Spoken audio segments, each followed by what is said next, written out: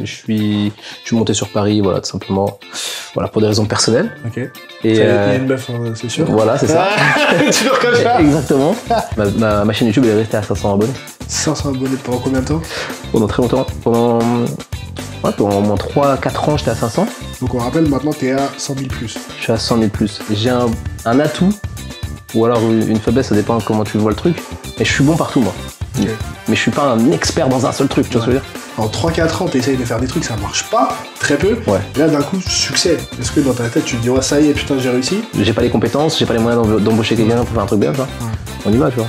Ouais. De toute façon, j'avais rien à perdre.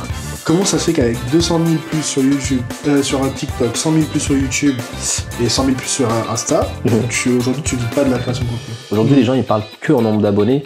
Faut arrêter avec les abonnés. Ce qui compte, c'est les vues.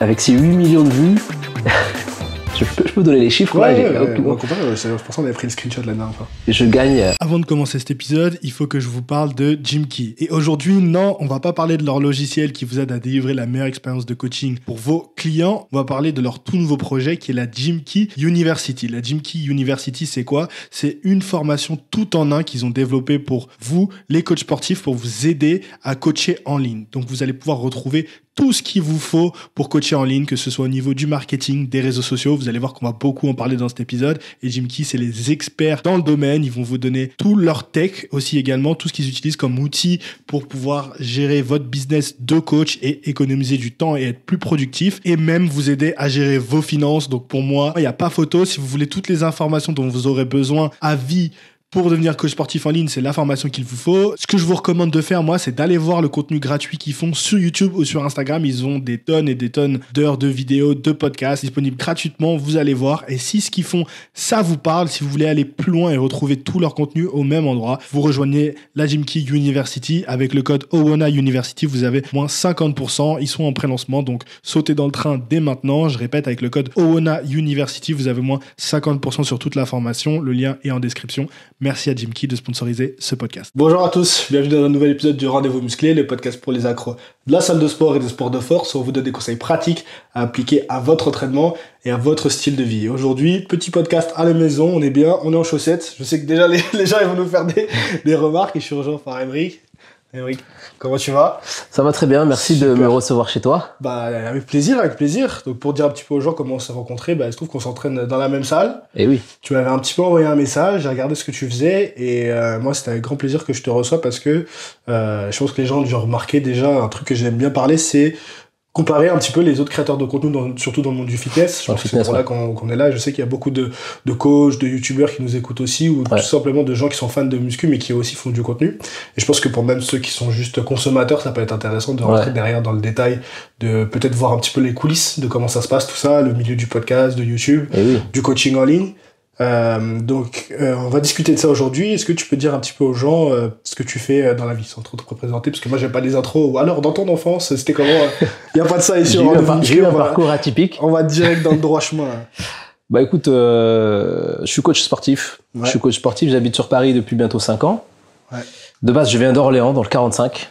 D'accord. Et je suis monté sur Paris, voilà, tout simplement, voilà, pour des raisons personnelles. Ok. Et il y a une meuf, c'est sûr. Voilà, c'est ça. Toujours comme ça. Exactement. Et du coup, ça fait 5 ans que je suis sur Paris et je fais du coaching personnel. D'accord. Alors, à la base, si tu veux, moi j'ai eu un BPGEPS. Je pense que tu as déjà croisé des gens avec des BPGEPS. Bien sûr, un BPGEPS. Voilà. BPGEPS, tu as 2 mentions. Tu as la mention cours collectif, muscu. Ouais. Moi j'ai fait les 2. D'accord. Et quand je suis arrivé sur Paris, un petit peu le mec de campagne qui arrive sur la capitale, tu vois, un peu perdu. Il y a beaucoup de travail quand t'es coach à Paname, mais beaucoup en cours collectif. D'accord. Du coup, c'est pas ce que tu voulais faire. J'ai fait j'ai fait énormément de cours collectifs. Ouais. Et à une époque, je faisais même du step, pour te dire. D'accord. Ça va, tant que tu faisais pas de Zumba, ça va. J'ai failli en faire. T'as failli en faire. Mais je suis pas allé jusque là, tu vois. Ok. Non, mais c'était pas mon métier de base, tu vois. Ouais. Et après, petit à petit, de fil en aiguille, je me suis développé une clientèle. Ouais. Et puis maintenant, je fais que du coaching personnel. Quand tu dis coach personnel, c'est parce qu'il y a plein de choses dans le coaching. Il y a coach personnel, c'est est-ce que tu vas chez les gens à domicile? Est-ce que tu reçois des gens dans une salle comme un fitness park?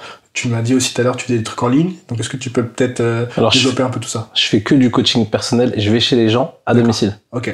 Donc, globalement, je suis souvent sur mon scooter, tu vois. Okay. Et je voyage du point A au point B toute la journée. c'est pas le truc le plus facile, si tu veux. Ouais. Mais pour moi, mon métier de coach sportif, je le voyais comme ça. D'accord. J'ai réussi à développer une belle clientèle, c'est assez sympa. Ouais. Je me suis aussi développé un réseau de gens qui sont assez intéressants aussi, tu vois, qui sont inspirants. Donc voilà, le métier de coach sportif, c'était ça, si tu veux, ma vision. Et aujourd'hui, petit à petit, en fait, j'avais pas mal de créneaux, si tu veux, en cours collectif. Ouais. Et petit à petit, j'ai viré ça pour faire vraiment que du coaching à domicile. Je suis pas dans un fitness park. Ok. Et pour le coaching en ligne, alors c'est différent. Ouais. Ça c'est, je pense qu'il y en a beaucoup. Il y a beaucoup de coachs qui ont commencé à s'intéresser au coaching en ligne parce qu'il y a eu le confinement. Et moi, c'était mon cas. Après, je faisais du contenu depuis très très longtemps, mais ça n'a jamais explosé, tu vois. Tu me dis, oui, t'as une grosse communauté, etc., sur TikTok, etc. Ouais. J'ai une chaîne YouTube qui a plus de 5 ans. Ouais. Tu vois ce que je veux dire? Dis aux gens un petit peu combien d'abonnés, du coup. Là, j'ai 100, peut-être un peu plus de 100 000 abonnés. Sur YouTube. Sur YouTube. Et sur TikTok. Sur TikTok, il y a plus de 230 000. Voilà. C'est quelqu'un. Nous, on est là avec 4800, 4900 sur le compte du rendez-vous musclé. Et oui. Après, c'est, encore une fois, je te dis, c'est le nombre d'abonnés, j'ai une théorie là-dessus. Ouais, on va en parler. C'est pas un truc de ouf, ça. On va faire des choses dans l'ordre. Mais du coup, ok. Et donc, t'as commencé, du coup, un peu le coaching en ligne pendant le confinement. Est-ce que tu utilises une application, genre Jimkey, ou, Petit placement. Ou, je sais pas, est-ce que t'envoies tes programmes, ou est-ce que tu fais des lives? Alors, il y a un petit paradoxe quand même. Okay. Parce que sur le coaching en ligne, eh bien, je fais du format court-co, tu vois. Ok. Donc, en fait, si tu veux, j'ai fait tellement de cours collectifs que je suis bon à ça. T'es une machine, là. Je suis bon. En fait, si tu veux, il y a un truc où, quand je fais un cours, tu vois que t'es pas je suis un très bon coach perso. Ouais. En fait, moi, j'ai un atout, ou alors une faiblesse, ça dépend comment tu vois le truc, mais je suis bon partout, moi. Okay. Mais je suis pas un expert dans un seul truc, tu vois ce que je veux dire. Donc en gros, dès que je me mets dans un truc, tu vois, je vais vraiment bien me démerder, mais je pourrais pas me démarquer de fou là-dedans, tu vois. Donc voilà. Mais je trouve que ça, pour moi, c'est un peu mon atout. Et donc, si tu veux, j'ai réussi à appliquer ce que je savais faire en cours collectif sur des cours en live. D'accord. Donc je te la fais rapidement. Pendant le confinement, j'ai donné rendez-vous à tous mes abonnés. Rendez-vous tous les soirs à 18h. Un peu un rendez-vous musclé, quoi. tu le fais tous les soirs à 18h ou pas? Non, une fois par semaine, c'est jamais, on va se calmer. Et donc en gros, si tu veux, à cette époque-là, j'avais pas autant d'abonnés déjà. Ok. Je devais avoir 5000 abonnés sur Instagram, tu vois. Ouais. Là, t'es à 100 000, là. Là, sur Instagram, je suis à 120 000 et quelques. Ok. Et en gros, ce que je voulais te dire par là, c'est que pendant toute la période du confinement, tous les soirs à 18h, j'étais en live et je disais aux gens, allez les gars, on y va. Et les gars et les filles, on y va, on s'entraîne. On vire à table basse, tu vois. Et puis, paf, pendant 45 minutes, 1 heure, on s'entraînait. C'était à base de entraînement poids du corps. J'étais créatif, tu vois, avec un balai, on arrivait à faire des trucs sympas, tu vois. Et quel résultat t'as eu sur ton compte, du coup, après ça? Ça a lancé le truc. Ouais. On dit en termes d'abonnés, en termes d'abonnés, ça a lancé le truc. Par contre, ça a lancé le truc sur Facebook. Parce que je faisais Tu m'as parlé d'application, j'utilisais ma page Facebook. Ok. Et c'est assez drôle parce qu'aujourd'hui, ma page Facebook, elle est un peu à l'abandon, alors que tous mes autres réseaux ont explosé, tu vois. Ouais. Et mais il y avait quand même 80 personnes en moyenne tous les soirs à 18h, tu vois. D'accord. Pour un mec qui était pas connu, c'était ouf. Les gens, ils se rendent pas compte, c'est énorme. C'est énorme. Ouais. Et donc, j'ai bien kiffé, les gens, ils ont bien kiffé. J'ai eu pas mal, les avis sur Google, les avis sur Facebook, tout ça. Il y a eu beaucoup de retours sur mes cours. En concurrence, parce qu'il y a quand même pas mal de coachs qui ont fait commencer à faire ça aussi pendant le confinement. Il y a pas mal d'applications. Moi, toutes mes potes, c'était Simula. Toutes mes potes qui avaient jamais fait de sport pendant le confinement, c'était si, elle a sorti son application là, 7 € par mois, truc comme ça. 7 € par mois. Saignait. Et quand tu multiplies par tout le monde, et elle saignait les cours collectifs, enfin les cours. Alors c'était pas du live, il me semble, c'était genre tu te connectes, tu mets sur ta télé ou sur ton ordi. Ah mais je crois qu'elle faisait du live aussi. Elle faisait du live sur du Insta, mais elle a dû faire. Si un jour si tu veux venir nous dévoiler ton business model sur le podcast. Et partager. Et je pense qu'elle a dû faire beaucoup là-dessus. C'est devenu un peu une machine, elle. Tu vois, t'as des gros. Elle fait partie des poids lourds du fitness. Elle se fait un peu ridiculiser dans le sens où, après je suis d'accord avec certains qui disent que pour les années de muscu qu'elle a, tu vois, niveau perf ou physique, je trouve que c'est pas incroyable. Ouais, mais par contre, niveau business et longévité, moi, c'est un truc que je respecte le plus, c'est, en fait, est-ce que t'es dans le fitness? Je pense qu'elle est passionnée comme nous tous, tu vois, mais, ce qu'elle a créé un empire, tu vois, et elle s'est surtout bien détachée de l'image qu'elle avait avant Thibaut InShape, Body Time, c'est eux qui l'ont un peu lancé, tu vois. Alors, ce qu'il faut savoir aussi, moi, je l'ai connu grâce à Thibaut InShape, ils ont fait un truc chelou, genre, on les voit à moitié s'embrasser sur une vignette de vidéo YouTube, tu vois. Il aime trop ça, lui. il aime bien les petites. Et en gros, elle, à la base, elle fait pas du truc fitness, tu vois. À la base, elle fait des tutos make-up.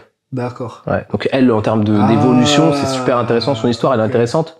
Elle a commencé à faire des tutos comment se mettre du fard à paupières, tu vois. D'accord. Et au final, c'est des millions d'abonnés. Ouais. Mais ce qui m'avait marqué aussi, bon, c'est une tangente, ne vous inquiétez pas, on retournera dans le vif du sujet, mais c'est aussi ça le podcast. C'était une des premières, si je me rappelle, qui disait non, les filles, c'est pas que le booty, même si elle disait booty, elle dit faut aussi faire le haut du corps, tu vois. Ouais, elle ouais. faisait tirage d'eau et tout. Ça, un truc qui m'avait marqué aussi à l'époque. Et ouais, c'est rare. Ouais, c'est rare. à l'époque. Les femmes veulent des cuisses, des fesses et Ouais, un ventre plat, et les mecs. Et surtout pas de biceps, attention. Et surtout pas de biceps, parce que sinon ça va trop muscler. Ouais. Quoi qu'on Ça, en sort un petit peu de ce cliché. Ouais, je l'entends encore beaucoup. Surtout moi dans mon domaine. Toi, la remise en forme, peut-être pas. Moi, mais j'entends nous, beaucoup. comme on est dans la force pure, les nanas, elles veulent soulever comme Bah, les mecs, tu vois. Même ah, certaines, oui. elles détruisent les mecs que tu vois au fitness park. Ouais. Ça, c'est stylé. Mais bon, revenons un petit peu du coup dans le coaching en ligne. Quand est-ce que toi, t'as commencé du coup à faire les vidéos? Alors moi, j'ai commencé il y a très très longtemps. Je crois que c'était à l'époque de... On était en 2000, peut-être en 2010, peut-être 2000, maximum 2012, tu vois. T'étais déjà coach? Je suis coach depuis... ça fait longtemps déjà. Ça va faire... à 22 ans, j'étais déjà dans le game. Ouais. J'en ai 30 aujourd'hui. Ok. Donc ça va faire 7 ans. Ok. Ouais. D'accord. Et donc, t'as commencé les vidéos Un peu plus de 7 ans. dans l'optique de mettre en avant ton coaching ou... J'ai commencé dans les vidéos tout simplement pour dire que Emeric MSO, il est coach. Ouais. Il propose tel service. Ok. Donc je suis là, les amis. Direct dans l'optique business, du coup. Ah bah oui. Parce que j'ai jamais aimé montrer ma vie sur les réseaux sociaux, tu vois. C'était pas mon truc. Même si, quand même, il y a un petit... Alors, tu connais Casey Neistat? Bien sûr. Ouais, bah, tu vois, ce mec-là, je kiffe, tu vois. Tous les mecs de YouTube, je le connais. Tous les gars de YouTube, tu connais, hein, de YouTube? Moi, je suis vraiment partie prenante de... Tu veux être un bon créateur, faut être un bon consommateur. Ouais, je consomme je pense aussi, ouais. plus que ce que je crée beaucoup. Donc, Tu passes beaucoup de temps sur YouTube? J'ai beaucoup moins maintenant que Enfin non, pour la personne moyenne, j'en passe quand même beaucoup, mais beaucoup moins que depuis que j'ai commencé à créer qu'avant. Ouais. Mais ouais, en fait, moi, YouTube, c'est tout le temps mes écouteurs, un podcast, toute la journée, jamais la télé, et quand c'est la télé, c'est YouTube. T'as YouTube Premium? Ouais, bien sûr. Ok. Ça, tu connais les vrais, là.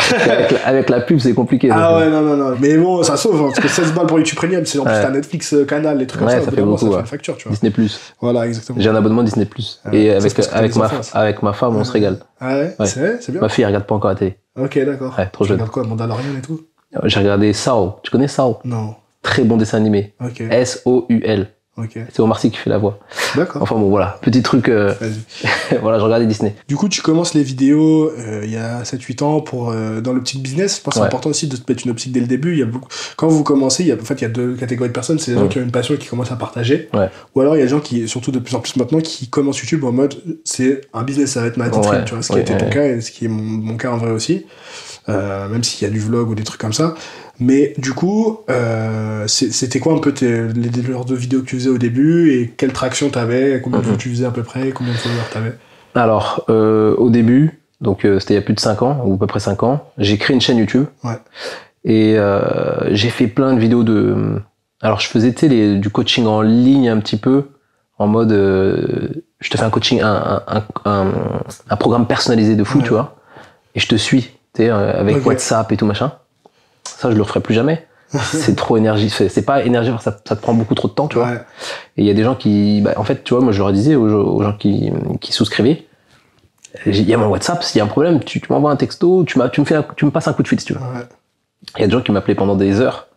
Et après, tu sais, ça tournait plus tu vois, j'étais plus coach, j'étais psychologue, tu vois. Donc, je me suis dit, attends, faut poser un truc, etc. Enfin, bon, bref. Ça prenait trop de temps. Donc ça, j'ai vite arrêté. Mais à la base, j'ai utilisé YouTube pour faire des vidéos de mouvements de musculation, si tu veux, et j'avais fait tous les mouvements de pec, paf, tout était répertorié, dos, paf, tout était répertorié. Pareil pour les jambes. J'avais mis tout ça dans un tableur, tout bien fait.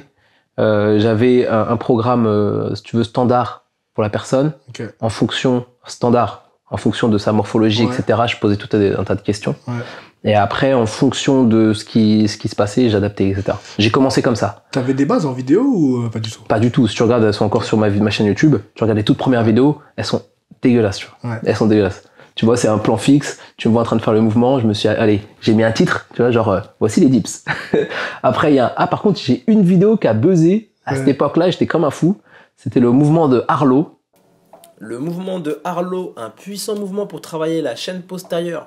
Avec ce mouvement, on va travailler donc l'arrière des cuisses, les fessiers et les muscles érecteurs du rachis. Bizarrement, celle-là, elle a fait plus de 20 000 vues, tu vois. Ah ouais, damn. Moi, j'étais comme un ouf. Ah ouais, tu m'étonnes. Surtout Ouais. même à l'époque, c'est beaucoup. Ouais, ouais, mais ça m'a pas fait Normalement. percer, tu vois. D'accord, ok. Ma chaîne YouTube, elle est restée à 500 abonnés. 500 abonnés pendant combien de temps? Pendant très longtemps. Pendant au moins 3-4 ans, j'étais à 500. Donc on rappelle, maintenant t'es à 100 000 plus. Je suis à 100 000 plus. Avec 3-4 ans, t'étais à 500. Exact. Je sais pas si vous vous rendez compte, les gars. Et surtout, il y a le podcast qui sort aujourd'hui, Oui. où du coup vous l'aurez déjà vu, puisque vous regardez tous les épisodes, bien sûr, où on parle aussi avec d'autres créateurs, des gars que je suis allé voir à Rouen. Ouais. Et on parle du fait que les gens prennent à la légère, en tout cas estiment mal le nombre de vidéos qu'il va falloir pour devenir bon, tu vois. Est-ce que d'ailleurs c'était un frein? Toi, le fait que tu t'y connaisserais en vidéo, ça t'a freiné avant de commencer ou tu t'es dit non? Bah en fait, tu sais, je m'en foutais un peu, tu vois. Ouais. Je me suis dit, c'est un outil pour le coaching en ligne de base. Et j'aimais bien aussi, je faisais un petit peu de vidéos en mode motivation, tu vois. Ouais. Et développement personnel, de toute façon. Ouais. Et voilà, et puis je m'en foutais. En fait, j'ai un message à faire passer. C'est plus important que le reste. C'est le plus important. J'ai pas les compétences, j'ai pas les moyens d'embaucher quelqu'un pour faire un truc bien, tu vois. Ouais. On y va, tu vois. Ouais. De toute façon, j'avais rien à perdre. Ouais. Tu vois. Donc, pendant 3-4 ans, 500 abonnés, t'es comment au niveau régularité? Tu postes une fois de temps en temps quand t'as le temps ou tu t'essayes vraiment régulièrement? Maintenant ou à cette époque-là? À cette époque-là. À cette époque-là, c'était très irrégulier. Je pouvais faire, genre, déjà un coup de boost, je faisais 3 vidéos dans le mois. Et après, pendant 2 mois, tu voyais rien. Mais voilà, de temps en temps, je partageais quand même une vidéo YouTube sur Facebook à l'époque. C'était encore dans le game, Facebook.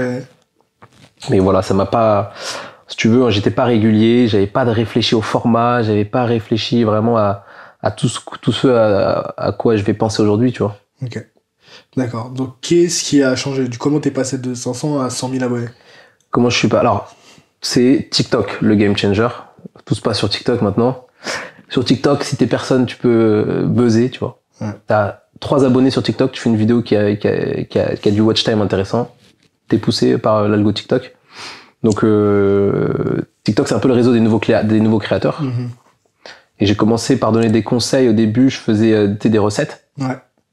Mais les gens, ils aimaient bien des trucs très faciles, genre ball cake, tu vois. Ouais. T'as toujours été passionné cuisine ou Non, c'est vraiment en mode... Alors, je suis passionné de cuisine. En fait, moi, quand je suis dans un truc, je suis coach sportif, je suis dans la performance, mais tu sais, il y a la nutrition qui va avec, il y a le fait de récupérer, etc. Ouais. Donc, en gros, moi, je suis à fond dans tous ces trucs-là. Ok. J'ai passé des heures et des heures et des heures et des heures à lire des bouquins de muscu, de préparation, etc. Mais comme l'alimentation, ça va avec, j'ai fait pareil. Okay. J'ai passé des heures à lire des bouquins, les macronutriments, la dépense énergétique journalière. Tout ça, c'est des trucs que j'ai tellement bouffé, tu vois, que maintenant, quand je vais faire à bouffer, je me dis, tiens, je vais me faire ça, et là, je vais avoir à peu près tant de macros. Tu vois, en fait, dans ma tête, c'est pas une assiette, c'est pas un plat. Je vois les macros, tu vois. Je vois très bien des formations professionnelles. Mais tu vois, là où toi, tu as les macros, tu vas faire des recettes sympas. Moi, je vais voir les macros, je vais faire, ok, glucides, riz, cuillère. Ouais, mais tu vois. Protéines, poulet, légumes, brocoli. Et je vais m'arrêter là, tu vois. Je vais avoir 3 plats en rotation. Et toute la semaine, c'est repas prise de bagnard, tu vois. Ouais, mais. Peut-être fait des trucs stylés. Je vais aller voir sur ton TikTok, là, pour aller voir. T'es pas en diète quand tu manges ce que tu manges, tu vois. Après, le truc, c'est que, tu vois, ça va 2 secondes, le riz, poulet, tu vois. Ouais, mais la peine de devoir faire à manger, tu peux faire des trucs bien, et bons, et même beaux, tu vois, visuellement, parce qu'on mange avec les yeux. La vérité, c'est même pas que c'est compliqué à faire, c'est que j'aime pas faire la vaisselle après derrière. C'est quand tu commences à faire la cuisine, t'as masse vaisselle. Tu peux avoir masse de vaisselle à faire, mais... Si tu fais du batch comme moi. Ouais, c'est ça qu'il faut faire. C'est ce que je fais. Et moi, je fais du batch, en gros, je fais beaucoup de meal prep. Ouais. Ok, tu vas avoir de la vaisselle à faire une seule fois. Une seule fois, mais jusqu'au milieu de la semaine, t'es tranquille, tu vois. Et si t'es plus ambitieux, tu fais toute ta semaine, tu mets au congèle et puis voilà. Je fais ça. Ce que je fais. Bon, vas-y, on va pas rentrer dans le détail de ce qu'il y a dans mon frigo, mais. Ok. Donc, tu commences à faire les vidéos de recettes. Et là, t'as une vidéo qui. Alors, au début, ça a commencé gentiment, tu vois. Okay. Je suis passé, genre, sur TikTok, je fais une vidéo. Ça a fait... j'ai fait recette et une vidéo de sport maison, tu vois. Okay. Et ça a fait des dizaines de milliers de vues, tu vois. Je me suis dit, c'est bizarre et tout. C'est bizarre. Sur YouTube, j'ai 5 pélos et là... Ouais, non, mais c'est ça. Après, je me suis dit, c'est bizarre et tout. C'est TikTok qui truc, c'est machin. Enfin, au début, j'y croyais pas, tu vois. Je me dis, je voyais le chiffre. Fausse vidéo. Je me dis, c'est pas vrai, tu vois. Ouais. Et là, je passe de 100 abonnés sur TikTok à 5000. D'accord. avec 2 vidéos. Ouais. Je me dis, c'est chelou, tout, c'est un réseau social bizarre. C'était au tout début de TikTok, tu vois. Ouais. Tu te dis, c'est des bots. Exactement. Ouais. Lui, c'est l'application des petits jeunes, ils veulent attirer du monde, c'est pour ça, ils trichent, tu vois. Après, je me suis dit, bon, vas-y, tu sais quoi, j'aime bien les chiffres, allez, vas-y, je vais essayer de refaire quelque chose de différent, mais enfin, je vais refaire la même chose avec une recette différente et des sports, des trucs différents.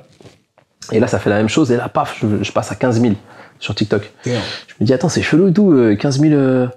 Enfin, bref, après, je me dis, bah, tu sais quoi, cette vidéo-là, je vais la reproduire et je vais refaire le même format, tu vois. Ok. C'est simple, hein, vous testez un truc, il y a un truc qui marche, bah, faut le refaire, tu vois. À la fin, ouais. Et puis après, un jour, bah, ça fait 3-4 millions de vues, tu vois. Damn.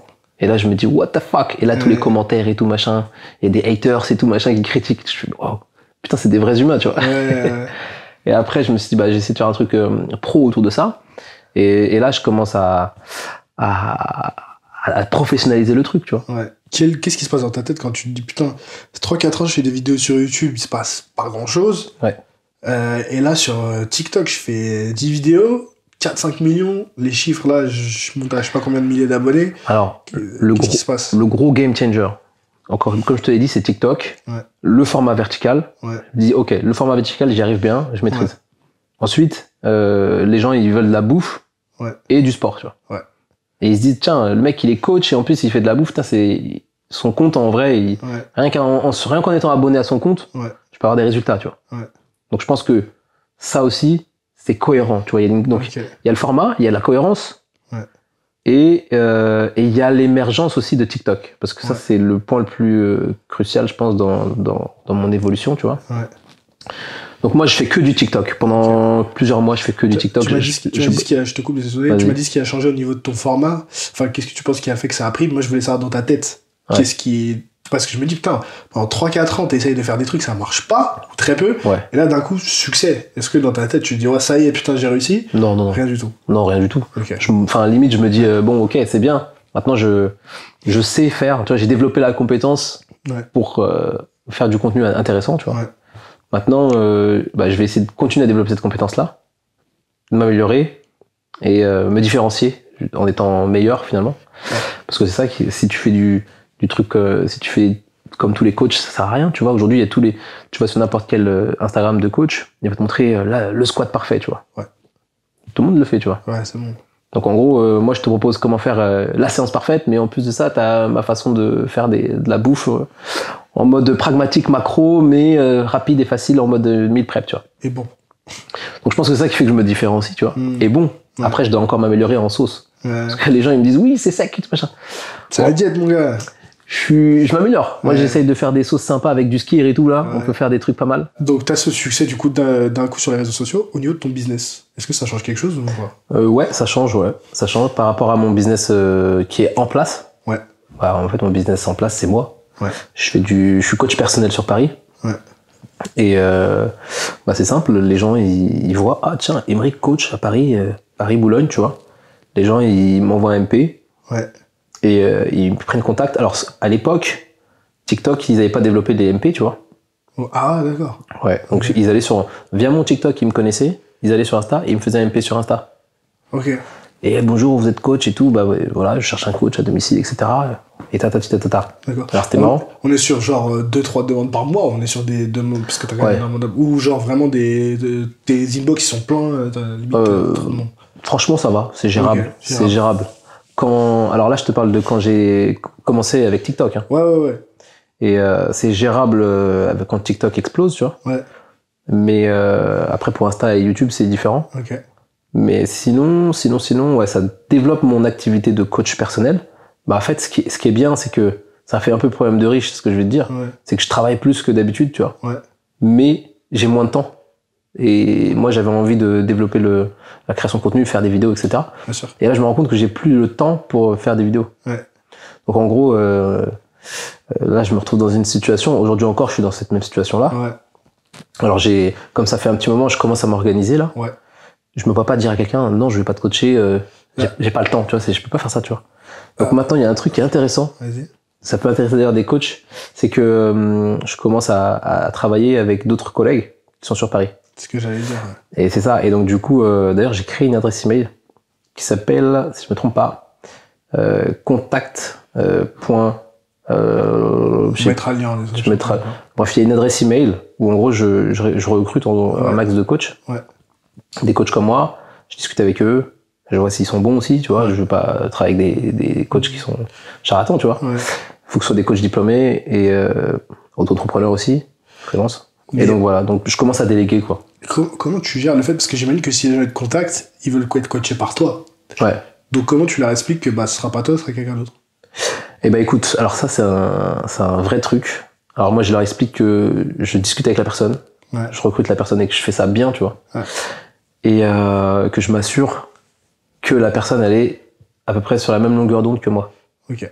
Tu vois, même si on est tous des... Le turnover, est-ce qu'une fois que tu leur as expliqué ça, la majorité ils prennent quand même le coaching ou ils disent ah bah non c'est pas toi Alors ça c'est un truc, je le fais à trop petite échelle aujourd'hui. Ok, pour avoir une vraie idée. Ouais, exact. Mais j'aimerais bien faire ça à plus grande échelle, ça serait bien.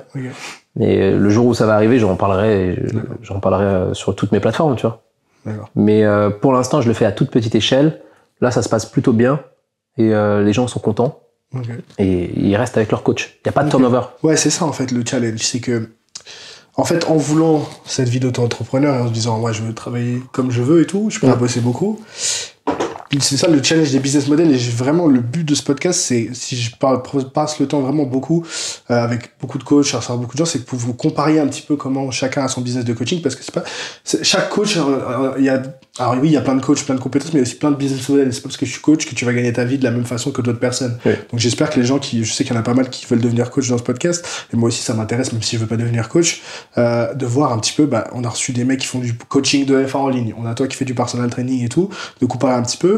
Et effectivement, en fait, le problème sur lequel tu arrives, et c'est pour ça que moi aussi, je réfléchis beaucoup à comment je vais monétiser ce que je fais, c'est que t'es bloqué par toi-même. Enfin, le temps que tu as à consacrer, même quand tu fais du coaching en ligne. Parce que du coup, le personal training, c'est vraiment, entre guillemets, le pire pour ça, parce que tu dois te déplacer chez les gens. Ah, je passe beaucoup de temps en scooter. Le temps que tu perds à te déplacer, etc., à donner 1 heure de ton temps à une personne en particulier, c'est pas, alors que si tu faisais purement du coaching en ligne, je pense à des mecs comme, j'ai reçu sur ce podcast qui font de la FA, donc c'est de la programmation sur Excel. En 1 heure, tu peux faire plusieurs mecs, tu vois. Tu vois, alors je sais pas combien, ces gens-là, ils facturent leur heure de travail sur un PC. C'est différent, c'est un truc, mais... Perso, moi, je préfère 1000 fois aller chez mon client, lui faire un coaching en présentiel, que d'être derrière un PC avec Après c'est des gens qui cherchent des trucs différents, mais je comprends tout à fait. Mais même quand t'es à ce rythme-là et que tu fais des trucs derrière ton PC, évidemment c'est comme toi. En fait, t'es limité le nombre de personnes que tu peux coacher chaque mois si tu veux faire du travail de qualité, parce qu'au bout d'un moment, c'est ton temps, tu peux pas te démultiplier.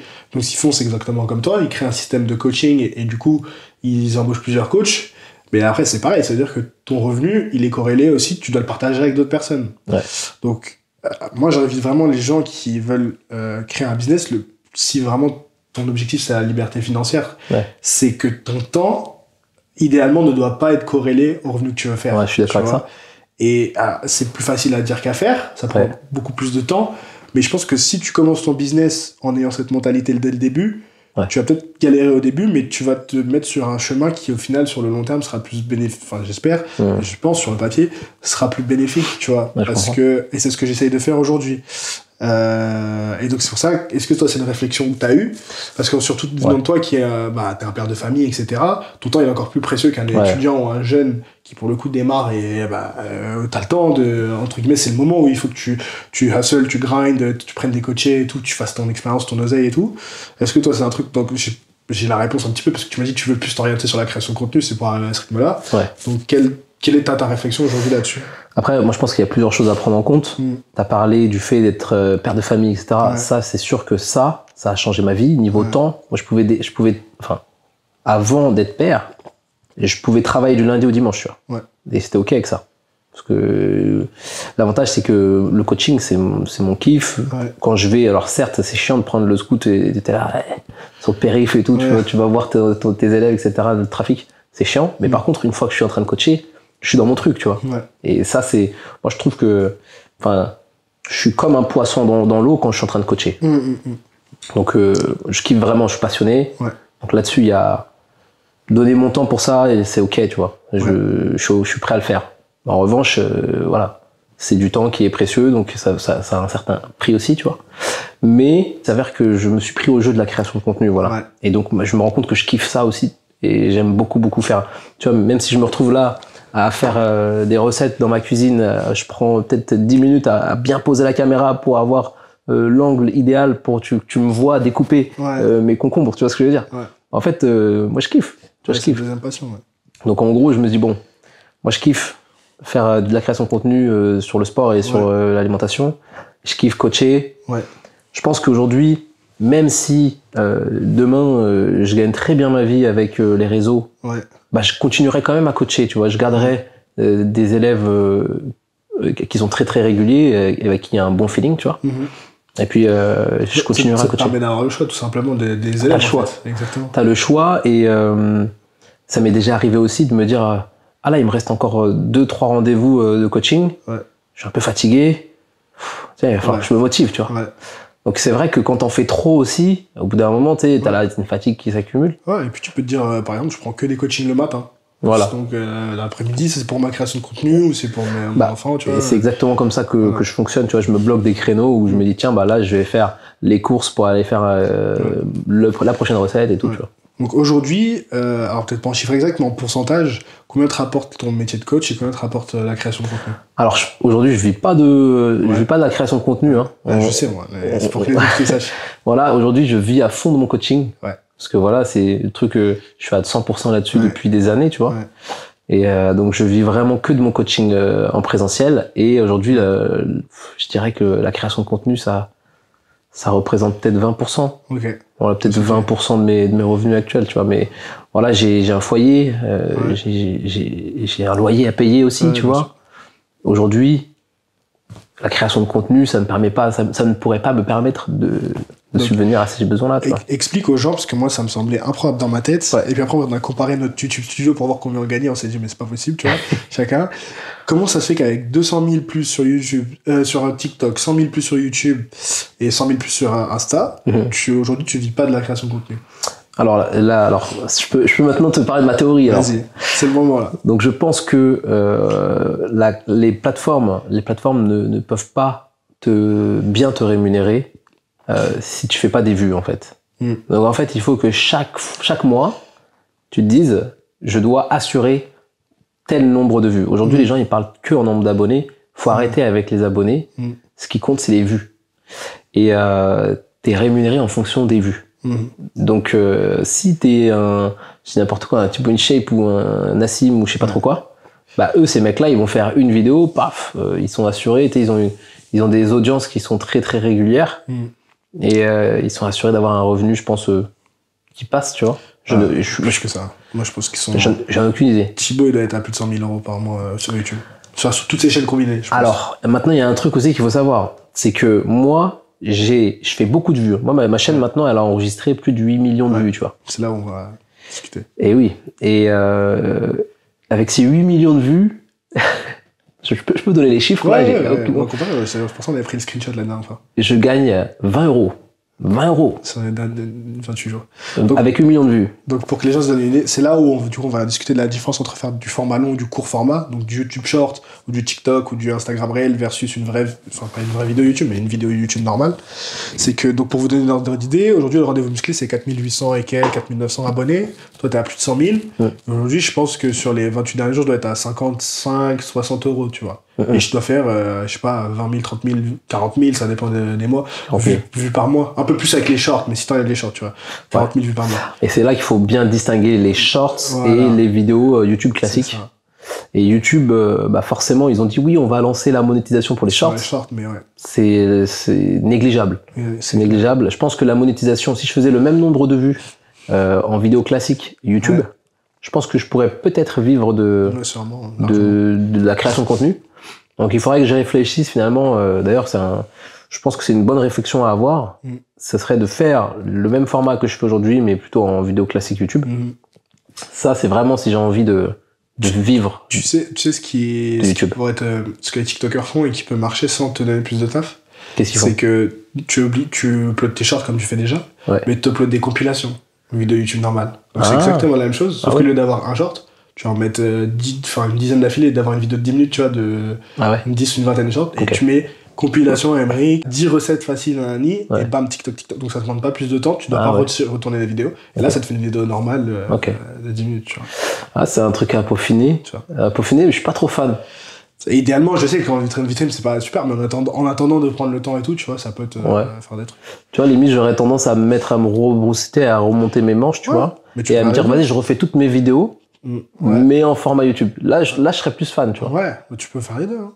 Mais ça demanderait du taf Ça et du demande taf, temps, et peut-être etc. si tu veux refaire tes vidéos, si tu as plusieurs angles et plusieurs prises, peut-être tu vas devoir avoir un caméraman ou quoi, ou je sais pas, mais Ah, par contre, si tu veux vraiment un truc, t'es dans ta cuisine, propre et tout, ouais. c'est ça aussi. YouTube, c'est beaucoup plus, enfin les vidéos longues sur YouTube, c'est beaucoup plus, bah, tu scriptes, tu édites, tu passes du temps à filmer et tout.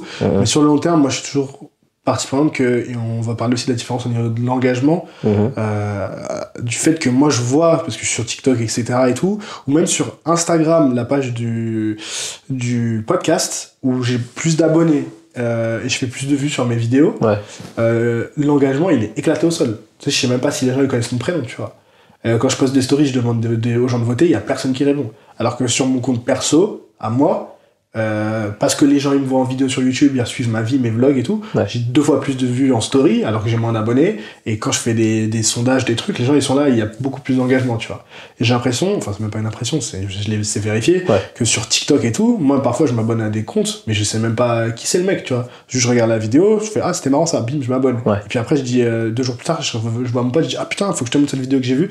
Impossible de me rappeler le nom du mec, tu vois. Ouais, je comprends. Ouais. Et c'est pour ça qu'il faut faire attention, et je pense qu'il y a beaucoup de TikTokers qui vont ces prédictions.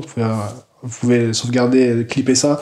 Dans 5 ans, peut-être je me suis trompé, mais j'en suis sûr et certain, qui vont arriver, qui vont se retrouver avec des centaines de milliers d'abonnés, et qui n'auront pas de présence sur YouTube, pas de Spotify, pas de podcast, rien du tout, et qui vont se retrouver bloqués, en fait. Qui vont se retrouver en mode, mais en fait, tous ces gens-là, ils ne suivent pas sur les autres trucs, tu vois. Et j'avais même vu des streamers qui avaient des 100 000, 200 000 sur TikTok, et ils lançaient leur Twitch, tu vois. Ouais. Mais 2 viewers. Ah ouais. Tu vois, comment toi t'avais 80 personnes sur ton confinement, les Ouais. mecs ils ont des 200 000 sur TikTok, Ouais. et ils vont faire des TikTok pour se plaindre en mode ouais, vous me suivez sur TikTok, et quand je fais des trucs sur Twitch, y a personne, tu vois. C'est vraiment de la consommation rapide. Moi, je pense que si tu as une bonne stratégie de contenu, Ouais, tu peux faire en sorte de dire bon bah faut qu'il y ait un tunnel en fait. faut que tu aies un tunnel. Moi Ouais. aujourd'hui c'est ça, moi ce que je propose Ouais. c'est les gens qui me suivent sur le réseau, je leur dis bah les gars, moi j'ai fait un guide, tu vois, c'est Ouais. un guide. Où, en Ouais. fait dans ce guide là, c'est un guide par email. Où en gros je dis bah cliquez sur le lien, vous allez recevoir le guide et en fait pendant 7 jours, ils vont recevoir des conseils. Ah ouais, t'as un nurture flow et tout automatisé. Ouais, carré. franchement, on a fait un truc. J'ai fait un truc Ouais. bien. Bah, tu sais, je t'ai sûr. parlé de Stan Leloup, Bien sûr. Marketing Mania. Ok. Bah, en gros, ce mec-là, j'ai fait un peu mon gros chien de la casse. Parce que je le suis depuis des années. Ouais. Mais je consomme T'as que pas son pris contenu. que le contenu Que gratuit. le truc gratuit. Mais ça, Et en fait, un jour tu vas payer, c'est sûr. Ouais, bah, sûrement. Franchement, je serais très content. Après, parce c'est que cher ces formations. C'est cher. Et c'est ça, c'est pour ça que je me suis pas Ouais. encore lancé, tu vois. Mais dès que vraiment j'estime que j'ai envie d'aller plus loin, je le ferai avec grand plaisir parce que le gars il m'a déjà apporté beaucoup de valeur Ouais. avec son contenu gratuit. Ouais. Mais en fait j'ai juste copié sur lui si tu veux. Ouais. Lui il fait des séquences email Ouais. et il fait ça d'une façon qui est vachement bien avec le copywriting, tu vois. Ouais. Donc en gros moi j'ai fait ça. Donc, Et, attends, pour qu'on explique un petit peu aux gens, oui. le concept du Nurture Flow, c'est vous allez vous inscrire à une newsletter Oui. et la personne aura déjà préprogrammé une séquence email que vous allez recevoir, par exemple, 7 emails, un par semaine, ou sur les 7 prochains jours où vous allez vous être inscrit. Et le but, c'est de vous amener à une action à la fin. Donc, toi, Ouais, je sais pas ce en que fait, c'est, alors ou- moi je le fais pas en mode gros bourrin, tu vois. Ok, Je le fais en mode beaucoup de valeur ajoutée. bien sûr. Donc les conseils que je donne, ils sont vraiment très très bien. Ouais. Et à la fin, je fais une proposition commerciale avec un produit d'appel, tu vois, Ouais. qui C'est quoi, est pas très cher. C'est un programme qui s'appelle Body Boost, D'accord. qui dure 30 jours. Et Ouais. en gros, c'est un programme, c'est un gros bootcamp, c'est un gros, comment te dire, c'est un sprint. Ouais. Tu fais ça et c'est vraiment pour ceux qui veulent perdre du poids Mhm. rapidement. Tu manges propre, Ouais. tu t'entraînes tous les jours. Donc quand je dis que c'est un sprint, c'est un gros sprint. Ouais, bien Après, c'est pas que des grosses séances tous les jours, parce qu'il y a Ouais. aussi de la Ouais, mais t'as mobilité. des résultats rapides, du coup. Ouais, motive. c'est ça. Ouais. C'est beaucoup de full body, c'est de la mobilité, Ouais. c'est il y a des cours d'abdos aussi. Ouais. Et en fait, si tu veux tout ça, c'est fait de façon à ce que ta récupération elle soit correcte aussi, Ouais, tu vois. ouais, Et voilà, 30 jours en général, les gens qui aiment bien se mettre un coup de pression, ouais. c'est un bon truc sympa, tu vois. Donc là, tout à l'heure, quand on parlait des différents business models et du fait de décorréler son temps avec son argent, là, on est en plein dedans. On est Parce dedans, que ouais. par rapport au fait de devoir te déplacer, faire du coaching et d'être payé à l'heure, Là, t'as fait sur ta vidéo qui t'a pris du temps, qui est pas rémunéré, ou très peu sur les vues. T'as fait sur ta séquence email qui est pas rémunérée. Oui. Mais par contre, une fois que t'as mis ce tunnel en place, les gens, c'est automatique, ils vont voir ta vidéo, ensuite ils vont s'abonner pour avoir ton truc gratuit, Ouais. ils vont lire les emails, et si ça leur plaît, ils vont acheter le truc. Mais Exact. dans toute cette séquence-là, Oui. toi, t'as rien fait. Et tu Bah, prends des sous, t'as j'ai rien tout fait. fait en amont, quoi. Ça te fait un amont. Ouais. Et donc là, on est en plein sur, moi, ce que je pense qui est l'idéal, toujours dans l'optique, si t'apportes aucune valeur, de toute façon, ça marche pas, les gens vont pas Ouais. acheter ton truc, le plus tu peux avoir ce genre de tunnel en place, le Ouais. mieux tu es, puisqu'après, bah, t'as du revenu qui est complètement passif. décorrélé. Alors après, Ouais. il faut se méfier de ça. C'est pas vrai, en vrai. Oui, non. Les gens, ils aiment trop dire oui, Ouais, automatique. passif, C'est ouais. pas vrai. Ouais. Parce qu'en amont, il y a un travail Oui, colossal. bien sûr, bien sûr. Et en plus de ça, les gens,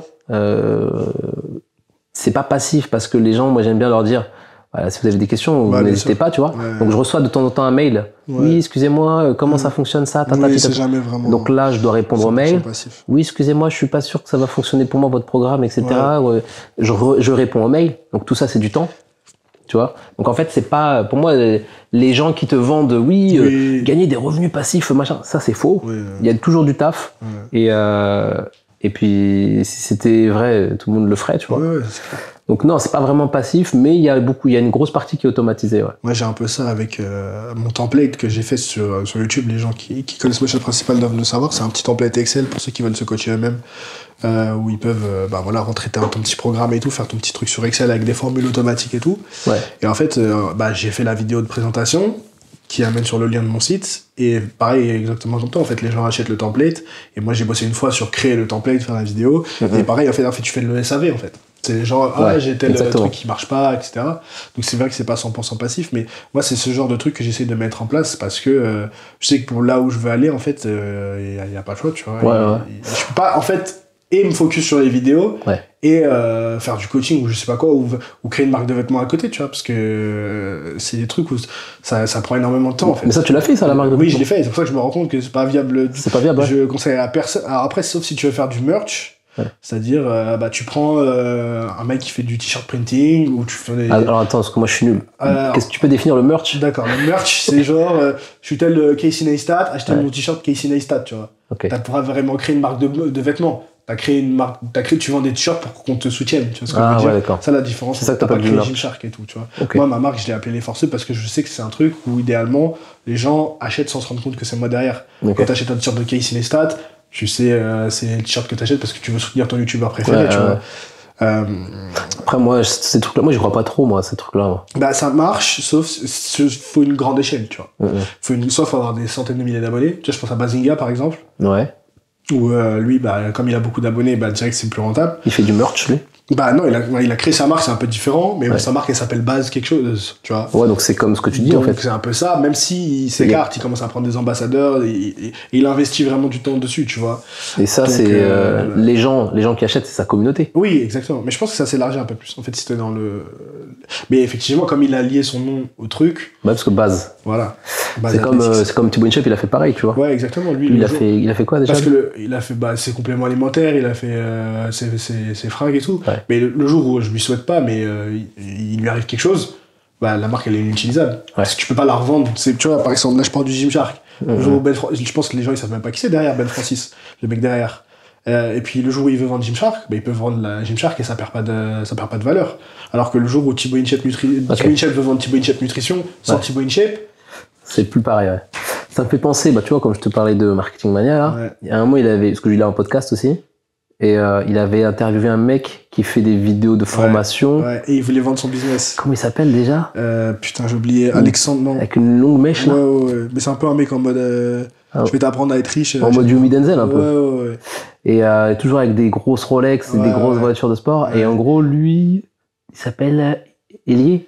Théophile Elie. je Ouais, crois. c'est un truc comme ça. Ouais. Et bien, lui, il voulait vendre en gros tout Sa chaîne YouTube, sa chaîne. son site et tout. Ouais. Exact. Ouais. Et je sais pas si ça s'est fait ou quoi, tu vois. Ouais, je sais pas non plus, mais en fait, le problème, c'est que c'est pareil, en fait. C'est je crois, il me semble, il explique qu'il a essayé du coup de switcher le présentateur dans ses vidéos. Parce que Ouais. du coup, c'est plus lui, et il a essayé de mettre quelqu'un d'autre. Ouais. Et tu te rends compte que les gens, ils regardent plus, en fait. Ouais. C'est comme si moi, du jour au lendemain. Moi, je pars du principe, vas-y, je te laisse finir. Non, mais c'était ça. En gros, sur le rendez-vous musclé, peut-être ça passera un peu plus si Ouais. c'est pas moi. Ouais, On me dira ça en passe. commentaire, les gars. Si un jour je saute et on met quelqu'un d'autre à la place, est-ce que vous continuez à regarder? Mais je pense que oui. Ouais. Par contre, sur ma chaîne Hugo Voilà, si je saute, bah, on va mettre qui? Tu vois. Ouais, non, c'est mort.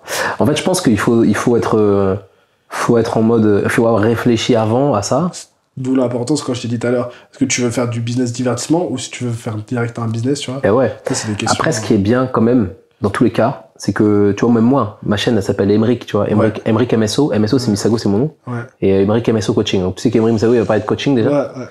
Mais en gros, je pense que quand tu fais un truc, c'est du personal branding, il faut que tu te dises, bon, c'est ok de porter son nom, etc. Faut être à l'aise avec ça. Mais tu pourras pas, moi je pense que tu peux pas le vendre. Tu peux pas le vendre. Non, c'est clair. En revanche, tu peux déboucher sur d'autres projets, tu vois. Donc je dis n'importe quoi, je pense à une nana qui s'appelle, putain j'ai oublié le nom. C'est une nana qui a créé la boîte qui s'appelle Respire. Tu vois, ça me dit un truc. c'est du déodorant éco-responsable. Elle a dû passer sur le podcast de Pauline Legnaud, là. Ouais, c'est sûrement. Moi, je l'ai vu sur le podcast de Théo Le Lion. Ouais, tu vois, ok, d'accord, ok. Et bien, elle a créé, c'est une nana qui fait du contenu, tu vois. Ouais. Et elle a créé une marque de déodorant. Qui s'appelle Respire. Ouais. Et en gros, la marque ne porte pas son prénom, tu vois. Ouais. Et apparemment, ça se vend bien, etc. Moi, je trouve que c'est une bonne idée de faire ça, de se dire, tiens, moi, j'ai une visibilité. Ouais. Je vais créer un produit qui est en cohérence aussi avec ce que je fais, tu vois. Bien sûr. Et ce produit-là, tu pourras le retrouver dans ta grande surface, tu vois. Exactement. Moi, je trouve ça génial. C'est exactement l'ordre dans lequel il faut faire les choses, en fait. C'est d'abord créer une audience avec ton personal branding et après créer un produit qui idéalement n'est pas corrélé à ton image. Et c'est exactement ce que font les plus gros créateurs américains. Je sais pas si tu vois Logan Paul, MrBeast. Avec la boisson énergétique. Ils ont Prime Energy, donc c'est une boisson énergisante. MrBeast, il a MrBeast Burger et il fait du chocolat là, Festival ça s'appelle. Ok. Et en fait le but c'est ils créent ça et s'ils le veulent après ils le revendent. Tu vois, Prime Energy aujourd'hui c'est des concurrents à Gatorade, à Powerade, etc. Et tout. Exact. Et en fait ça ils peuvent très bien le revendre. En fait avec leur puissance marketing c'est ça de commencer avec ton personal branding, ça te permet d'avoir une audience et exactement la com comme tu dis à des millions de gens. Que Pepsi, Gatorade et tout, à qui ils peuvent pas parler, parce que qui est derrière Pepsi? Tu peux pas, y a pas d'image, tu vois. Ouais, un peu à l'image de, tu vois, Elon Musk, Tesla, tu sais que c'est ça. Tesla, derrière, le mec qui incarne, c'est ça. Voilà. Donc c'est bien, je pense, d'incarner la marque. Après, c'est pareil, tu vois. Faut pas trop incarner non plus, parce que je dis n'importe quoi, mais Tesla, si c'est revendu à quelqu'un d'autre. Bah, c'est mort. Tu vois, le mec, il incarne tellement le truc. Donc, il faut peser aussi le truc. Enfin, il y a tous ces statistiques, tous ces paramètres à prendre en compte. Et je pense à un autre mec aussi, c'est un Français. Il a fait... putain. Ah, j'ai oublié, ça me revient, je te dirais. Farid Babit. Yvick. Voilà, très bien. J'avais pas d'autre. Je voulais pas... En vrai, j'ai reconnu direct. Je viens de faire une dinguerie sur ton podcast là ou quoi? C'est carré. Voilà. Et du coup, lui, tu vois, il a fait son truc de pizza, tu vois. Ah ouais. Ça, c'est trop fort. Ouais. Mais ça, après, je pense, tu vois, c'est un truc où on a dû l'appeler et lui dire, tu veux mettre ta tête dans un truc de pizza, il a rien à faire. Pizza de la mame. Voilà, il a juste à signer, à faire tu vois, ça, c'est l'idéal, entre guillemets, c'est parce que, tu vois, tu crées ta marque. Si tu veux vraiment aller à fond la marque de vêtements, moi, je suis là en train de sourcer des produits. J'ai la tête dedans, c'est la merde, entre guillemets, parce que tu peux plus après continuer, ou en tout cas, tu dois séparer du temps de ce que tu fais sur ton activité principale. Alors quand t'as un partenaire qui arrive, qui te dit voilà, moi j'ai déjà l'équipe et tout, on a juste besoin de com et de branding, c'est l'idéal. Ça, c'est un game changer. Parce qu'en vérité, nous on est là, on fait des vidéos, machin, on rigole, machin. Faire le business, c'est encore un autre délire. L'opérationnel et tout. La nana qui a fait Respire, elle a un partenaire en business, tu vois. Bien sûr. Donc je pense qu'aussi ça, c'est un truc qu'il faut pas, pour ceux qui veulent se lancer dans ce genre de projet-là, il faut aussi avoir la compétence de communiquer sur un projet, de dégoter des partenaires financiers, tu vois. Et dans le business aussi, parce que tu peux apprendre aussi beaucoup de choses auprès d'une personne, une sorte de mentor, tu vois. C'est clair. Donc je pense qu'il y a pas mal de trucs à faire et c'est passionnant tout ça. Ouais. Après, il faut savoir dans quel domaine t'es le plus fort, tu vois. Chose qu'il y a beaucoup de gens... Après, ça peut évoluer avec le temps. Tu vois, comme toi, au début, c'est coaching à fond.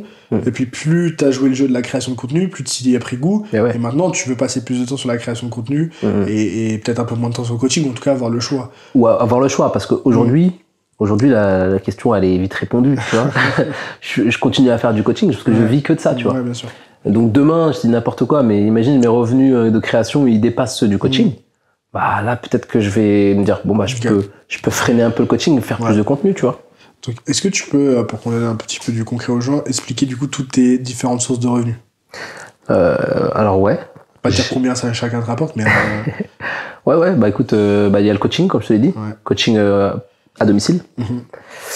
Donc, qui est mon revenu principal. Ensuite, j'ai le coaching en ligne sur msocoaching.com. Il y a 14 jours d'essai gratuit. Non, le mec qui fait sa promo.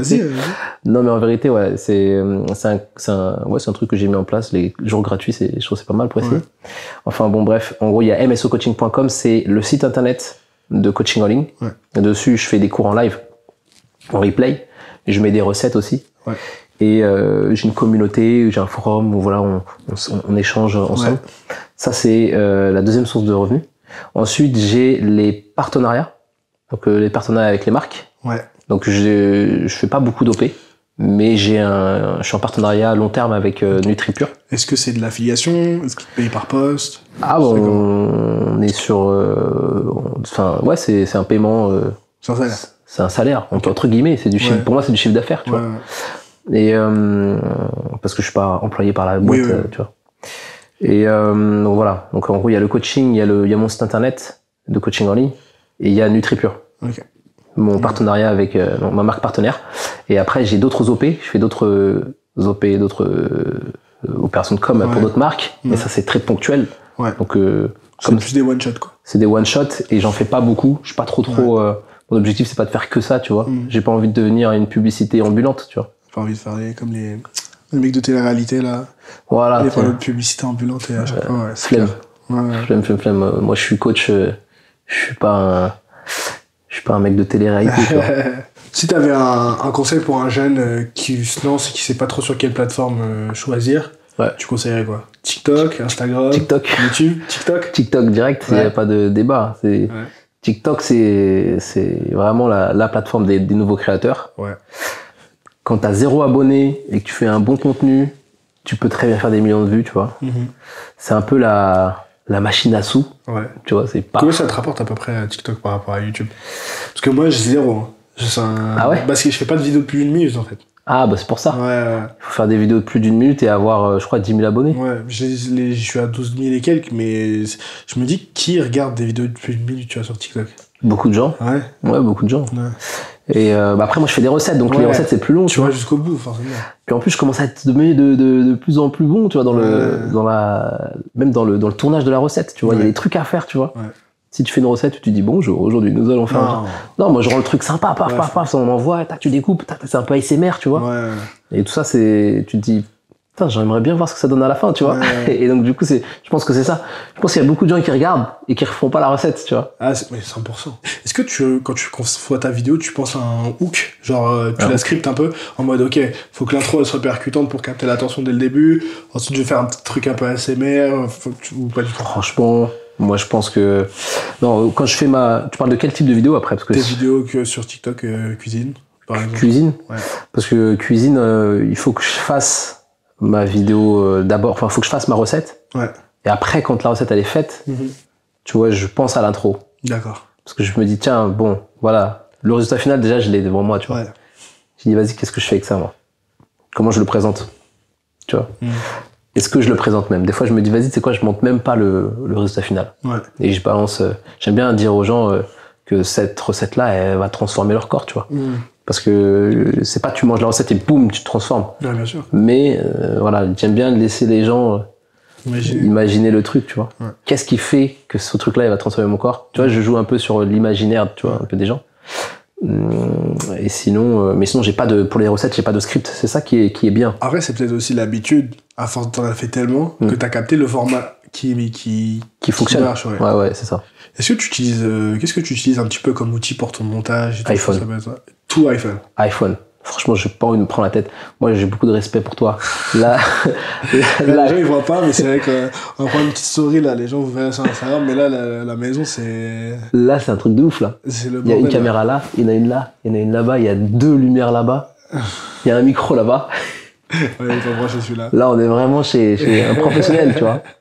Donc, franchement, bravo, parce que ça demande beaucoup d'organisation. Et moi, je suis très minimaliste. Bah, ça, c'est clair. Le pauvre, il a attendu une demi-heure avec son café pour commencer le podcast tout à l'heure. Eh, bon, Mais ça va, on ça a un vaut la café. Après, je dis toujours, il faut se servir de ton avantage. En anglais, ils disent unfair advantage. C'est ton avantage que tu as par rapport aux autres, tu Ouais. vois, ton avantage compétitif. Ouais. Et moi, je viens d'un background de la vidéo. Donc, Ouais. pour moi, monter sur Final Cut, Ouais. c'est plus simple. Ouais. Alors oui, il faut prendre la carte SD, la mettre dans l'ordinateur et tout. Mais une fois que je suis dessus, je vais aller vite, je vais Ouais. monter mon réel. Ok.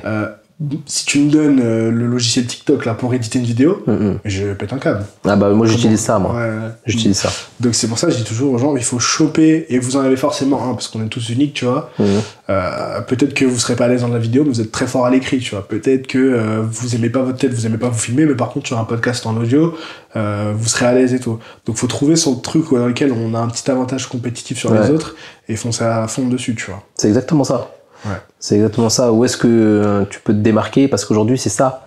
Il y a tellement de créateurs aujourd'hui qu'il faut se démarquer. Ouais.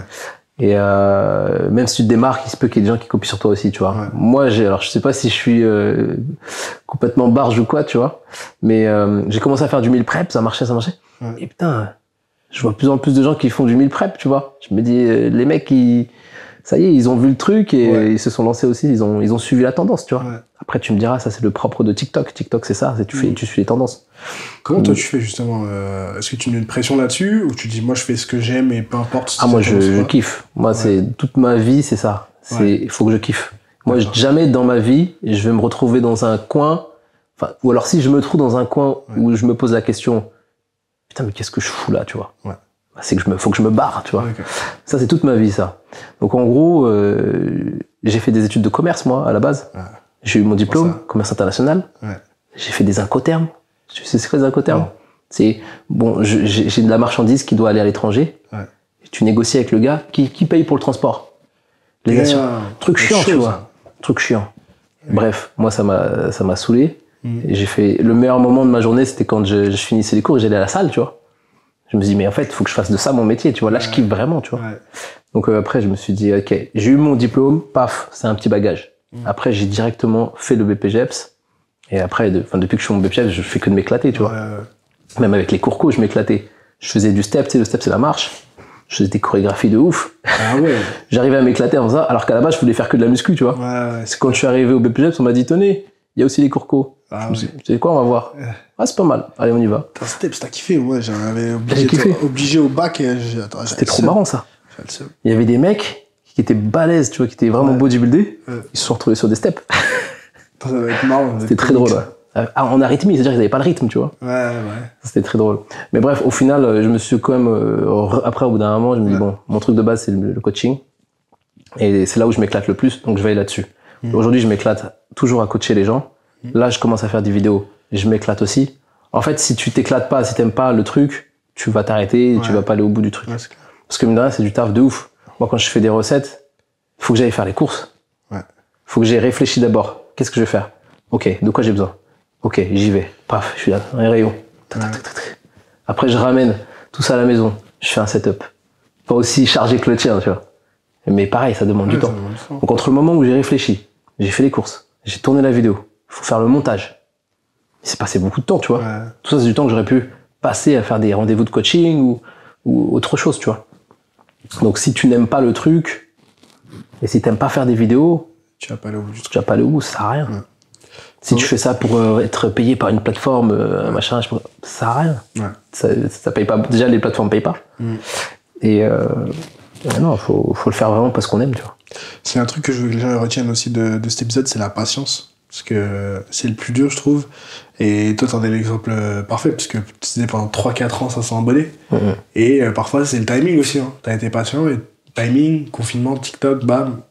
Et ça a pété, mais t'as jamais rien lâché, tu vois. Et encore une fois, tous les gens qui veulent se lancer là-dedans, faut être prêt à... pendant 3-4 ans, même plus, tu vois.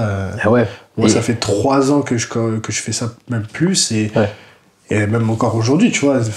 Il faut charbonner pour pérenniser. J'ai la chance pendant 1 an pour l'instant de vivre que de ça, mais il faut que je passe un cap, tu vois. Sinon, ça va être compliqué de commencer à payer le loyer et tout, tu vois. Moi, je pense que il y a un moment, après, ça dépend du format. Le format podcast, c'est pas être viral. Mais si tu continues... Ça peut si t'as des invités qui font des dingueries. Ouais, t'as déjà vu ça? Bah, Rob. T'as eu un pic après ça? Bah, Rob, j'ai eu un réel qui a fait plus d'1 million sur Insta. Ah oui. Et sur le podcast, enfin sur le Instagram, le réel d'Insta, ça ouais. a pesé de ouf. Même pour le truc avec PowerCamp, il y a certains shorts qui sont à 230 000 vues, 300 000 vues. Ouais. Et ça te rapporte pas mal d'abonnés quand même. Ouais, bah après, ce qu'il faut aussi, c'est se dire, bon... Mais c'est le contenu court, encore une fois. C'est le contenu court qui va ramener sur ton podcast. Sur le truc. Hein. Mais ça, pour moi, c'est la meilleure des combinaisons. C'est pour ça que j'ai envie de lancer mon podcast aussi, tu vois. Normalement, à la fin du mois, je dois lancer le mien. Tous les gens qui viennent ici, à la fin, ils partent, ils disent, je vais lancer mon podcast. Ah ouais? Et bah, tu vois, t'as ce truc, tu vois, tu motives aussi les gens, tu vois.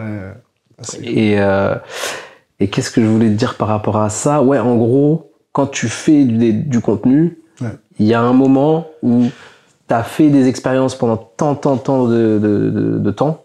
T'as testé ça, paf, là t'as vu un petit pic, tiens on recommence, paf, encore un pic, bon là je tiens peut-être un truc, et là tu peux vraiment d'un jour à l'autre exploser. Mais après c'est pas une fin en soi, parce que comme je te l'ai dit, là j'ai plein d'abonnés sur toutes les plateformes, et je ne vis pas de la création de contenu, tu vois, je paie pas mon loyer avec ça. C'est un truc, tout l'argent de la création de contenu, je la réinvestis dans tout ce qui se fait autour de la création, parce que du coup cet argent, je considère qu'elle est pour... Là, je commence un petit peu à travailler avec un copywriter qui fait les mails un petit peu, tu vois. Donc l'argent, elle sert à rémunérer Nicolas, il s'appelle. Ça convertit bien les mails et tout, tu vois. Ouais, ça convertit bien les mails. Au niveau de ton programme ou Au niveau de mon site internet, parce que alors j'ai un programme Body Boost 30 jours, j'ai une plateforme de coaching avec abonnement, et aujourd'hui cette plateforme elle est en constante amélioration. Et pareil, tout l'argent de la création de contenu, elle est réinvestie sur le site pour rendre l'expérience plus fluide et tout, tu vois. Donc aujourd'hui voilà, ça s'autofinance si tu veux. Et voilà. C'est combien l'abonnement sur la plateforme? Je suis cher. Je suis à 24 €, je crois. D'accord. Je crois que c'est cher. Je crois que c'est cher par rapport à ce que les autres font. D'accord. Je crois. Parce que tout à l'heure, tu m'as dit 7 €. J'ai fait les gros yeux. Tu m'as parlé de... Ouais, mais après, faut voir ce qu'elle fait. Si elle a il n'y a pas d'espace communautaire pour discuter, elle est pas là, c'est un truc qui tourne tout seul et que c'est que des vidéos en catalogue. Et ouais. Tu vois, c'est pas pareil. C'est pas pareil, donc c'est pour ça on va voir. De toute façon, moi je suis toujours à l'écoute aussi des gens, à chaque fois je fais des sondages. Ce qui est bien, c'est ça, c'est que quand t'as du monde justement qui te suit, tu peux interagir. Tu peux interagir directement et t'as suffisamment de retours et de feedback pour dire bon bah majoritairement voilà ce qu'on attend de moi, tu vois. Après faut faire attention avec les ça me fait toujours un peu crasser des dents les gens qui font des sondages de prix sur Insta, tu es en réel en mode je vais sortir ce truc là, est-ce que tu penses que tu paierais entre ça ou ça, mais les gens ils seront jamais honnêtes avec combien ils paieraient vraiment pour un truc, tu vois. Si tu vas demander aux gens c'est combien le prix de la plateforme, ils vont tous te dire moi je pense que c'est trop cher, tu pourrais baisser, parce que forcément tu voudrais que le truc que tu utilises soit moins cher, mais quand t'es seul, je pense que c'est Stan aussi qui disait ça, tout seul le soir devant ta carte bleue à vouloir acheter le truc sur lequel t'as vu sur Instagram pendant 6 mois, t'es là putain, est-ce que je l'achète pas, tu mets le prix, tu vois ce que je veux dire, et les gens ils vont jamais te dire le prix honnête qu'ils sont vraiment prêts à payer pour un truc. Ils vont toujours voir à la baisse, quoi. Ouais, exactement. Ouais, je trouve ce qui est normal. Et moi j'ai un truc que je me rends compte aussi, c'est que la plupart des achats que je vois sur mon site internet, parce que du coup sur la marque de vêtements, c'est le soir. Et moi je sais dans quelle disposition je suis quand j'achète un truc le soir. Pas le soir 20h, 22, 23, tu vois. 22, 23 c'est que le truc t'as travaillé toute la journée depuis des jours, et t'es dans ton lit, tu te fais allez nique sa mère, c'est bon. Tu vois, tu craques comme ça. Et vous me direz en commentaire, s'il y en a qui commencent chez les forceurs à 23h, vous êtes reconnus. Moi je sais que d'expérience, quand je fais des achats comme ça à 23h, c'est que ça fait des jours que le truc il me travaille, et il y a un soir où je dors pas, tu vois, et je me fais allez c'est bon, tu vois. Et dans ces dispositions là, je pense que là t'es prêt à mettre le prix. Après attention, évidemment si derrière il y a pas la valeur attendue, voire même plus, parce qu'un bon produit, je sais pas, c'est un mec, tu parles un petit peu anglais ou pas? Yes, a little bit. A little bit, ok. Le mec qui s'appelle Alex Hormozy, je pense que tu kifferais. Ouais, je suis abonné à sa chaîne YouTube. Il est trop fort. Il est trop fort. Moi, il me fait triper. Moi, j'adore sa vision du monde, et moi, ce qui est cool, c'est que c'est un mec full business. Mais tu vois qu'il vient de la muscu. C'est un mec de la muscu, Il est stock de ouf. Avec la barbe et les vestes à carreaux. Et en plus, il s'en bat les couilles. Le mec, il est en crocs, en short en jean et en petit Marcel et tout, il s'en bat les couilles. Il disait, donc, il y a 3 choses qui sont... Enfin, un bon produit, donc il y a le prix, parce que ce que les gens y payent, et il y a surtout la valeur. La valeur, c'est ce que tu reçois du produit, tu vois. C'est 2 choses différentes. Bah, tu vois, pour moi, le plus important, c'est la valeur, tu vois. Enfin, là où moi je vais mettre le paquet, en tout cas, c'est la valeur et c'est l'expérience aussi. Et là, je suis actuellement en train de... j'investis beaucoup, tu vois. Je travaille avec un développeur et tout, tu vois. Un designer. J'essaie de faire en sorte que le truc, sur MSO Coaching, que l'expérience soit la plus fluide possible. Donc, t'as vraiment une plateforme customisée. Ouais, c'est customisé à fond. C'est fait maison, tu vois. C'est pas un truc Wix. Non, c'est fait maison. Et comme je t'ai dit, c'est autofinancé. D'accord. Donc, en gros, c'est bien parce que ça me permet régulièrement, grâce aux plateformes, d'améliorer le truc. Après, ça se trouve, tout ça, c'est de l'argent que je mets... dans le vent, tu vois. Je sais pas ce que ça va donner. C'est un investissement. Ça se trouve, je vais arrêter je sais pas. Mais dans tous les cas, moi, ce que je veux, c'est que je préfère investir tout ce que je gagne avec les contenus, tu vois, pour améliorer l'expérience client et que les gens qui viennent, qui font l'essai, parce qu'il y a 14 jours d'essai, ils disent, putain, le mec qui me fait un essai gratuit, voilà ce qu'il me propose en termes d'expérience. Exactement. Vas-y, tu sais quoi, c'est un abonnement, vas-y, j'y vais. Tu vois, comme ça, au moins, le mec, il est sûr de pas se tromper, tu vois. Il a vu comment j'étais en termes de péda, il a vu mon énergie, et puis voilà, après, l'objectif, c'est de rendre les gens heureux, enfin, c'est tout simplement ça. Ouais, c'est clair. Et qu'est-ce que je veux dire ? Et deux trucs qui sont intéressants sur lesquels je voudrais rebondir, c'est déjà le système d'abonnement, tu vois, niveau business model, ça c'est le mieux, parce que du coup tu investis à fond sur closer un client, faire une vente, mais c'est une vente qui te rapporte tous les mois, tu vois. Donc c'est plus intéressant de vendre une fois un e-book, parce que vendre une fois un e-book ou un t-shirt, c'est difficile d'avoir un achat répété, tu vois, alors que quand t'as fait un abonnement, c'est pour ça que maintenant toutes les grosses boîtes qui font de l'oseille, c'est les software companies, tu vois, c'est les grosses boîtes qui sont sur abonnement ou qui font des grosses levées de fonds et tout, parce que eux ils printent du cash à foison, tu vois. Ils dépensent énormément d'argent pour ce qu'on appelle l'acquisition en langage de start-up, c'est acquérir le client, mais sauf qu'une fois que tu l'as pris, si le mec il reste chez toi 6 mois, 8 mois, 1 an ou voire plus, tu printes du cash sans rien faire, entre guillemets. T'as pas à dépenser plus pour que le mec il reste chez toi. Après, vas-y, je te laisse finir. Le deuxième truc sur lequel je voulais rebondir, c'est... Je sais plus, ça va me revenir. L'expérience. Non, c'est pas ça, mais vas-y, ça va me revenir. En gros, tu parles des avantages d'abonnement, ça c'est sûr. Mais d'où l'importance de proposer une bonne expérience, tu vois. Ouais, pour que les gens y restent. Et oui, parce que ton abonnement, je dis n'importe quoi, mon abonnement, il n'y a pas d'engagement, tu vois. C'est-à-dire que tu peux faire l'essai et te barrer à la fin de l'essai. C'est ok, tu vois. Mais donc d'où l'importance de mettre en place une bonne expérience pour la personne qui vient, parce que à tout moment tu dis que c'est une récurrence, si derrière il y a la valeur et il y a l'expérience qui va avec, tu vois. C'est clair. Donc c'est ça, il faut tout mettre dans l'expérience en fait. Je me rappelle ce que je voulais dire. C'est le fait que tu disais que tu investissais dedans, tu vois. Et aujourd'hui, surtout pendant le confinement et tout, à l'époque où la crypto c'était à fond et tout, même moi le premier. T'investissais des sous. Tout le monde dit tu veux devenir riche, investis et tout le plus tôt possible dans les stocks, dans la crypto et tout, comme ça après le plus tôt c'est, après plus tard le mieux tu seras, tu vois.